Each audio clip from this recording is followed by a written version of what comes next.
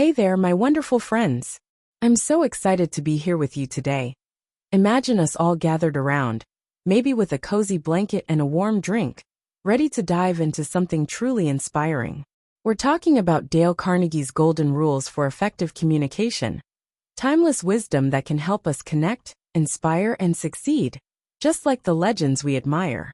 As middle-aged folks in the US, UK, and across the Western world, we've got so much life experience to share. And learning how to communicate better can open doors to deeper relationships, career wins, and personal growth.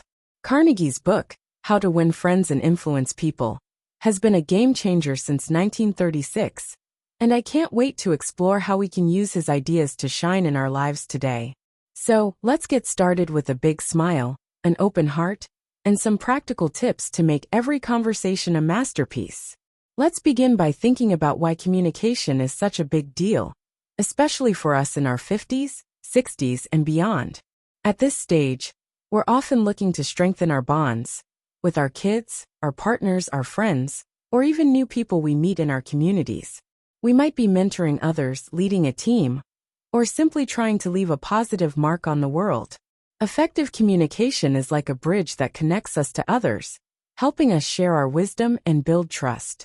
A 2020 study from the University of Chicago found that strong communication skills in older adults are linked to better mental health and stronger social networks.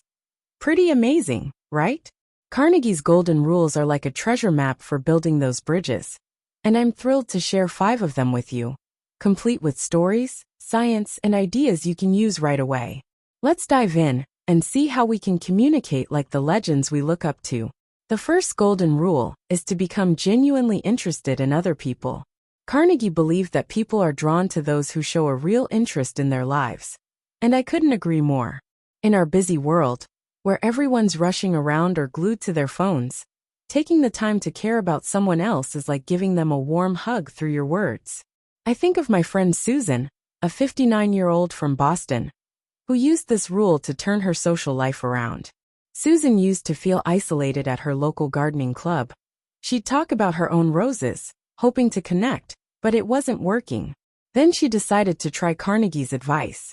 She started asking questions like, "What's your favorite flower to grow?" Or, "How did you get into gardening?"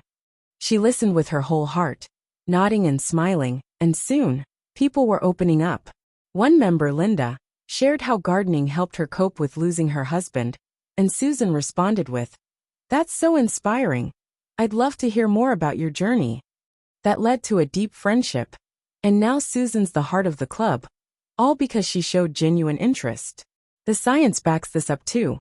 A 2021 study from the University of Pennsylvania found that people who ask thoughtful questions and listen actively are rated as more likable and influential by others. For us in 2025, this means putting down our devices and really focusing on the person in front of us. If you're at a family dinner, ask your son, "What's the best thing that happened at work this week?" If you're on a Zoom call with friends, say, "Tell me about your latest hobby. I'm all ears."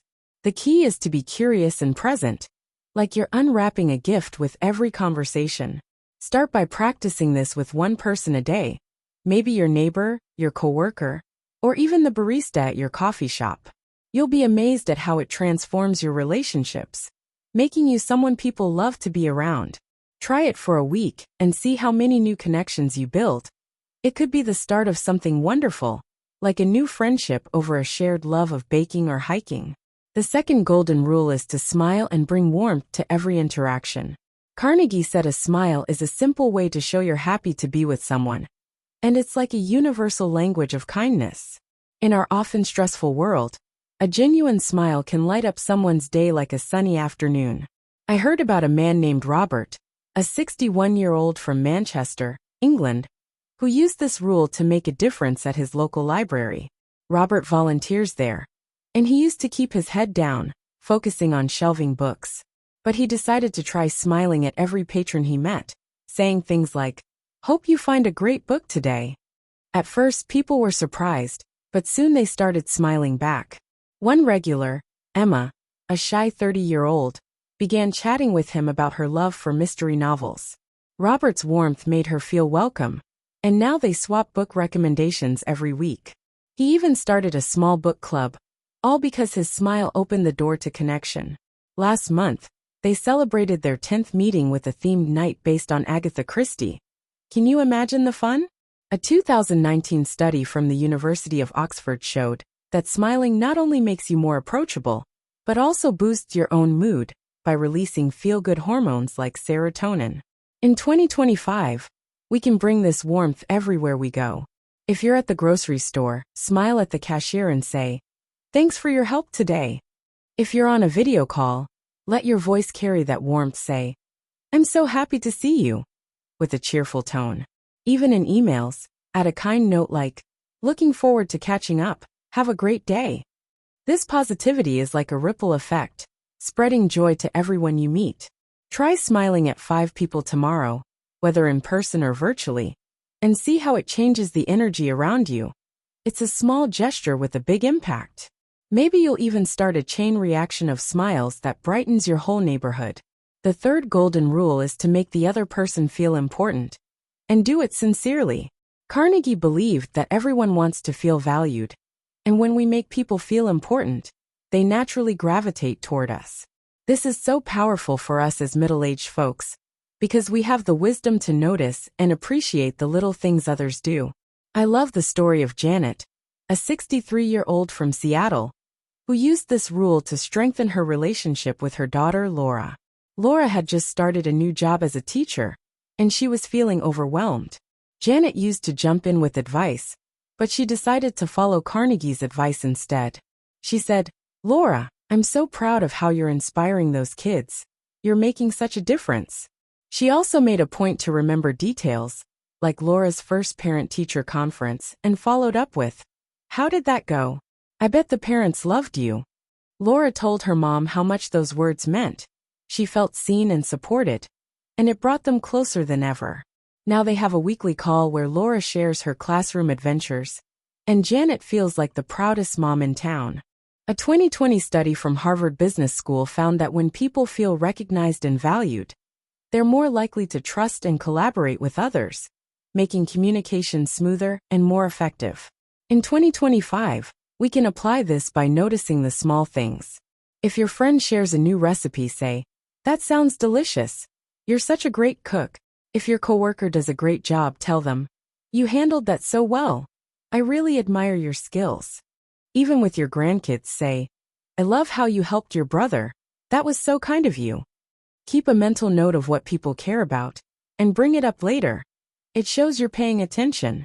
This habit turns every conversation into a chance to lift someone up, and they'll feel drawn to your warmth. Try it with 3 people this week and see how it boosts your connections. It might even inspire a new tradition, like a family praise night. The fourth golden rule is to avoid criticism and focus on appreciation. Carnegie warned that criticism often makes people defensive, shutting down communication, while appreciation opens hearts.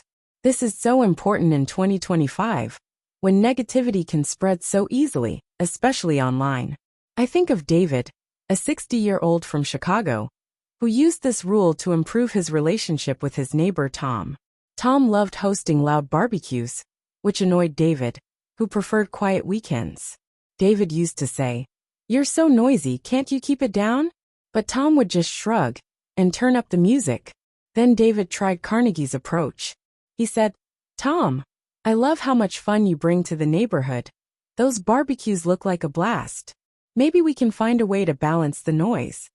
Tom appreciated the kind words and suggested ending the music earlier. And now they're good friends, often sharing a beer at those barbecues. Last summer, they even teamed up for a neighborhood block party that everyone raved about.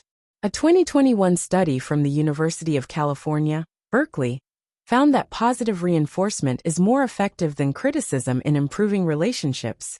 It builds trust and encourages collaboration. In 2025, let's make this a habit. If your spouse forgets something, instead of, "You always forget," say, "I know you've got a lot on your plate. Let's figure this out together." If a friend makes a mistake, say, "I know you tried your best. What can we do next?" Focus on what they're doing right. Maybe your son's patience with his kids, or your coworker's creativity, and tell them, "I really appreciate how you handled that." This approach creates a safe space where people feel valued, not judged, and it's a powerful way to communicate effectively. Keep a gratitude list of things you appreciate about others, and share one each day. It's a joyful way to spread positivity and build bridges. The fifth golden rule is to be a good listener and encourage others to talk about themselves. Carnegie said, "Talk in terms of the other person's interests." And he was so right. People love sharing their stories when they feel heard. In 2025, with distractions everywhere, being a great listener is like a superpower. I heard about Margaret, a 58-year-old from London, who used this rule to connect with her new colleague Sarah.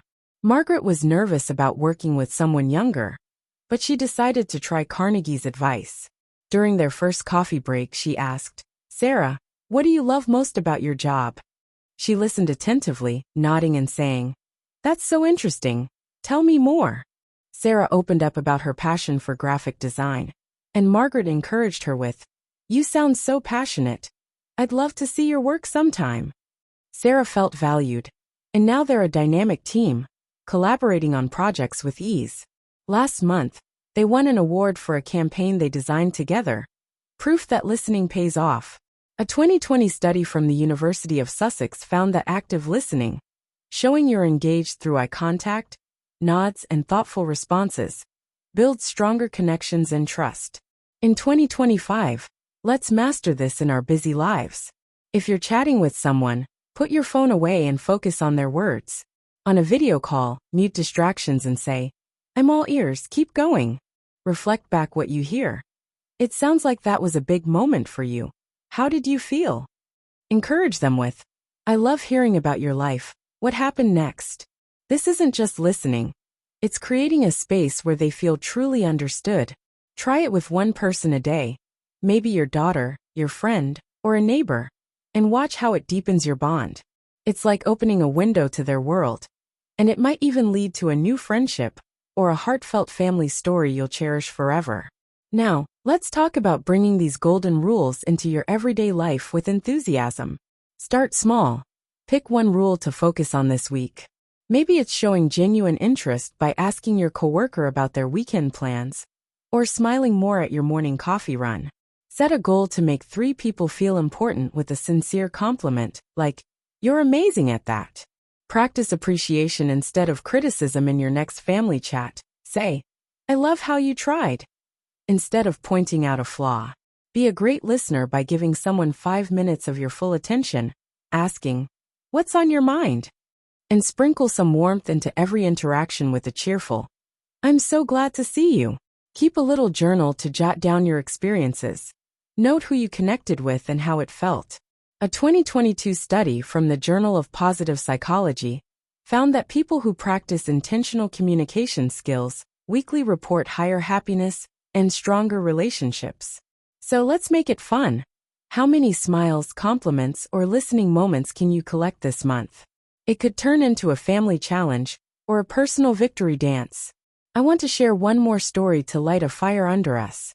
Meet Patricia, a 62-year-old from Toronto, Canada, who used these rules to revive her community choir. Patricia felt the group was losing its spark, with members drifting away. She decided to apply Carnegie's wisdom. She showed genuine interest by asking, "What song do you love to sing?" and listened as they shared memories tied to music. She smiled warmly at every rehearsal, saying, "I'm so happy you're here." She made them feel important with, "Your voice adds so much beauty." She avoided criticism when someone missed a note, saying, "You're doing great. Let's try it again together." And she encouraged them to talk, asking, "What music inspires you?" Within 6 months, the choir doubled in size, performed at a local festival, and won a community award. Patricia said, "I never dreamed we'd shine like this.